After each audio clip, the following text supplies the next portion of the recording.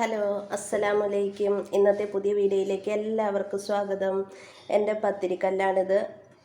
അത് മൊത്തം തുരുമ്പൊക്കെ പിടിച്ചു. അപ്പോൾ നമുക്കിത് നോൺ സ്റ്റിക്ക് പാത്രം പോലെ നമുക്ക് നല്ല ക്ലീനാക്കി എടുക്കാൻ പറ്റും. ഈ തുരുമ്പൊക്കെ നന്നായിട്ട് കളഞ്ഞ് നല്ല ദോശയ്ക്കും ചുടാൻ പാകത്തിന് നമുക്ക് ക്ലീനാക്കി എടുക്കാം. അപ്പോൾ ഇത് കുറേ നാളായി ഇങ്ങനെ ഇരിക്കണു. ഇപ്പോൾ എളുപ്പപ്പണിയല്ല എല്ലാവരും ചെയ്യണത്. ഗ്യാസ് അടുപ്പയിലൊന്നും ഇത് വയ്ക്കാൻ പറ്റത്തില്ലല്ലോ. അപ്പോൾ ഗ്യാസ് അടുപ്പയിലേക്ക് നോൺ സ്റ്റിക്കിൻ്റെ പാത്രത്തിലാണ് പത്തിരിയൊക്കെ ചുട്ടും കൊണ്ടിരിക്കുന്നത്.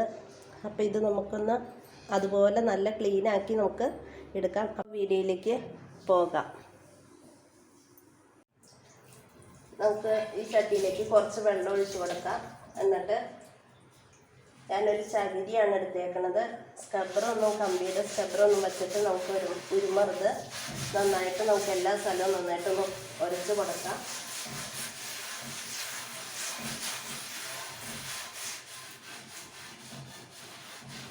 എല്ലാ സ്ഥലവും അകം പുറമൊക്കെ നന്നായിട്ട് ഉരച്ച് വൃത്തിയാക്കി കൊടുക്കാം. കുറച്ച് കരി തുരുമ്പും എല്ലാം പോയിട്ടുണ്ട്. ഇനി നമുക്ക് ഇത് അടുപ്പത്ത് വച്ചിട്ട് റെഡിയാക്കിയെടുക്കാം. തിരിക്കല്ല അടുപ്പത്ത് വച്ചിട്ടുണ്ട്.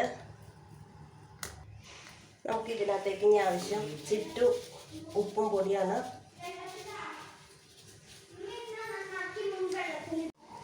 ഞാനൊരു സവാള എടുത്തിട്ടുണ്ട്. സവാള രണ്ടായിട്ട് കട്ട് ചെയ്ത് എടുക്കാം.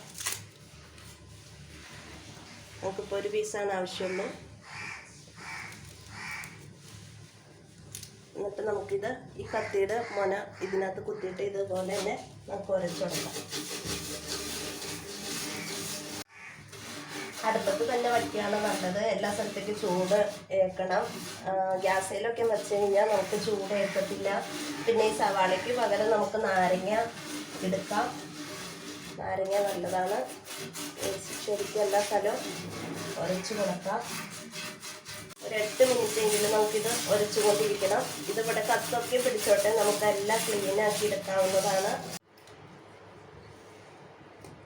നമ്മൾ സവാള വച്ചിട്ട് റെഡിയാക്കിയിട്ടുണ്ട്. ഇനി നമുക്ക് ഇത് വച്ചിട്ട് പുളിവെള്ളമാണിത് നന്നായിട്ട് തിളപ്പിച്ചെടുക്കണം.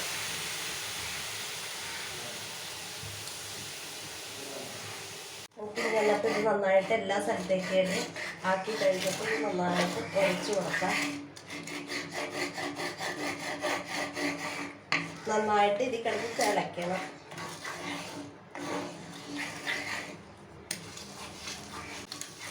അപ്പം ഇത് നന്നായിട്ട് തിളച്ചിട്ടുണ്ട്. ഇനി നമുക്കിത് മാറ്റി കളയാം.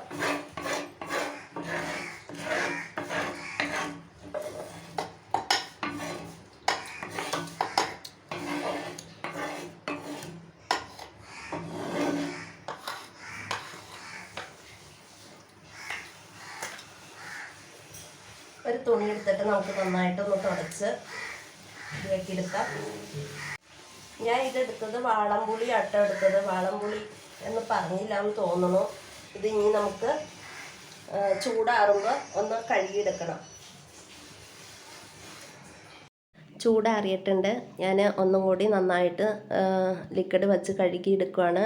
നന്നായിട്ട് ഉരച്ച് കഴുകുകയാണ്.